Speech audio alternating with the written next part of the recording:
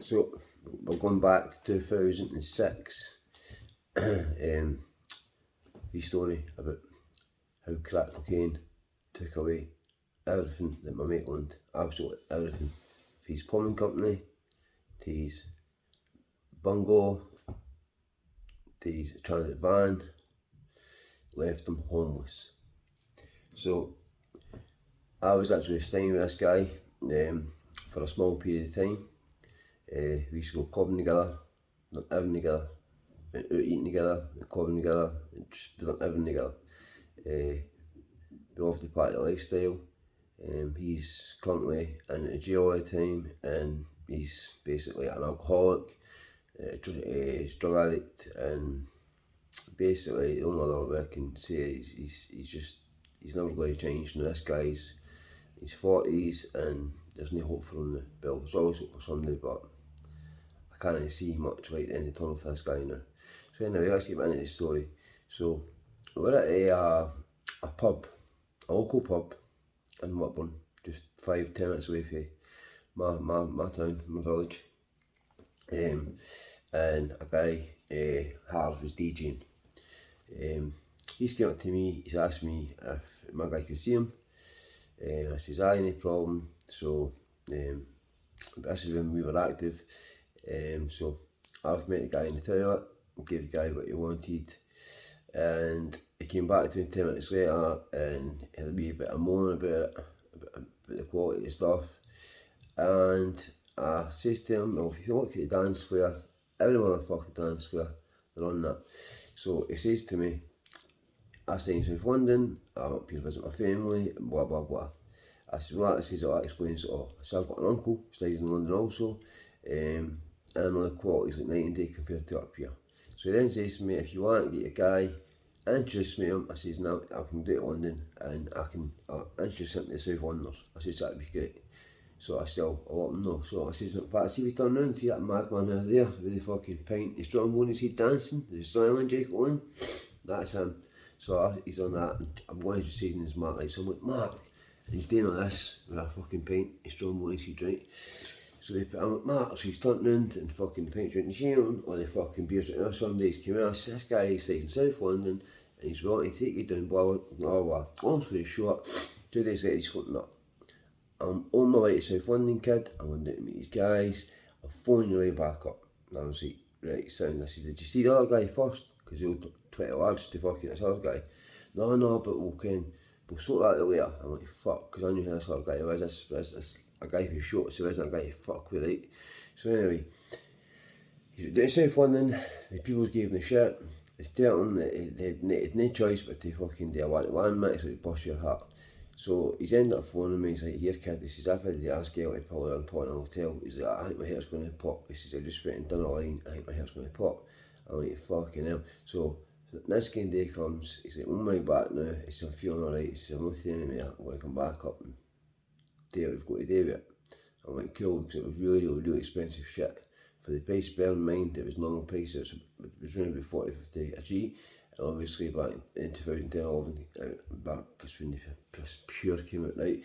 So he's it all went sweet for the first few weeks, and then the guy from London's got to visit, and ended up introducing him to the crack pipe. So when he's in the crack pipe, I'm not saying this, but when I say this, I'm not bullshitting. This guy had one pipe, and he was literally hooked. This stuff is so highly addictive. The real deal crack cocaine is so highly addictive. I mean, now it's obviously people. I'm not saying it's like no, it's very addictive, but it's not physically addictive. It's more mentally addictive. Whereas the real quality cocaine is physically and mentally addictive. So I'm sitting with this guy, and like I said, the first couple of weeks, first few weeks, everything was sweet. I'm doing the London stuff, but once he got fucking involved with smoking it, the guy stopped leaving his house because he couldn't leave without a crack pipe. He didn't want to go shooting because he didn't want to spend any money on anything other than alcohol. It was just a case of crack. I was one going out there, putting all the work in. I had drivers driving me about, I had folk working for me, and folk answering phones for me while I was out doing this. I had other folk meeting folk for me because I couldn't do it all myself. And I can remember one day, one Friday afternoon, I went in, I left at 9 a.m, I came back at 2 p.m, him, his big hand and Pet, who was sitting with him, and I found him 7k, and I says, you got to give me more to go and see these guys, who's paid his money, and he says, Steve-O, he says, I can't do anything now, I've only got a wee bit left. And I knew it was roughly there. I says, what do you mean?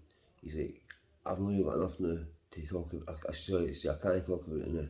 He says, there's only enough there. I'm scratching my head thinking, what the fuck is going wrong? So when these two guys have left, he actually asked me, what the doors, put all the blinds down, and you know, he made me turn my two phones off and sit at the coffee table and basically just pipe for pipe for pipe for pipe. This was on Friday. I'm trying to say to him, you blast all that, half bar, 4.5 hours, you blast all that, be fucked. I was like, you're telling me you don't want me, I'm going to get rid of some so we can go down and pay the ones off and get more. No. Also the shoot again, came to the Wednesday, there was none left, that was for the Friday. Then the paranoia set in, and then there's one of those couldn't get hold of him, so they decided just to come up themselves. Big Land Rover, a Range Rover, outside his house, and he knew it was them. He got a gun put through his letterbox, a bullet went off, just a bit of fear in him. And his dad had to put the house up for sale, because it was his dad's house. And the house at the time was valued at £170,000, and he'd sell it for 80 grand to get a quick sale so he could pay off for the keel that he go and tick after the boys in London. Then he went to jail soon after because he started committing a lot of daft crimes. Then he ended up getting involved in heroin when he was in Stockton, and then he came out and his life was never the same again. Now that, people, is why you never do crack cocaine. You should never do drugs, but crack cocaine is one of the drugs that is on another fucking level. Now that story was just trimmed right down massively because they wanted to go on too long, but that's another wee story from back in the day. And this guy was a plumber, he had fucking all these feet, and he lost absolutely everything. But there's another story that involves him to do a Glasgow gangster, Tony. I'll make a video about that. Tony, before I get into the next video, God rest your soul, Tony, you're a good man. I met him 2 or 3 times. This guy was a top man, but he was actually one of Scotland's most notorious gangsters. That's what it says in the newspaper anyway. I don't believe everything in the newspapers because I don't believe the media prints a lot of shit about drug dealers. If you can't nab them on their stuff, then it's that like to make up a shit about them. But anyway, this guy, Tony, was the real deal, and it was a pleasure to meet him because he actually tried to save an old age pensioner on the motorway, and he's a good guy. Folks say they've no hurts.